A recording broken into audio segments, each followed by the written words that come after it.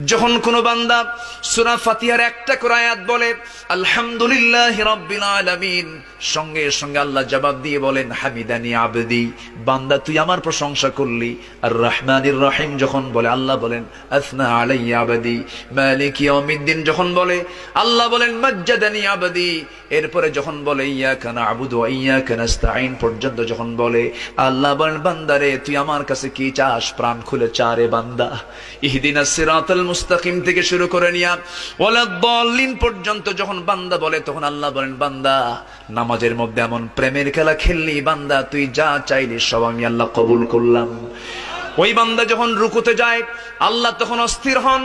ওই বান্দা যখন সিজদায় যাওয়ার জন্য প্রস্তুতি নাই, সমস্ত ফেরেশতাকে ডাক দিয়ে বলেন ও ফেরেশতারা, এই বান্দাগুলো আমাকে দেখলো না, রাসূলকে দেখলো না, কোরআনকে দেখে হাদিসকে বিশ্বাস করে আমাকে খুশি করার জন্য তার সবচেয়ে সম্মানজনক জায়গা সিজদা আমাকে দেওয়ার জন্য, আমার তার মস্তক আমাকে দেওয়ার জন্য কিভাবে সঁপিয়ে দিচ্ছে। ও বান্দা, ওই ফেরেশতারা তোরা সাক্ষী থাক, এই সমস্ত বান্দার জন্য সকল জাহান্নামের দরজা বন্ধ করে 8টা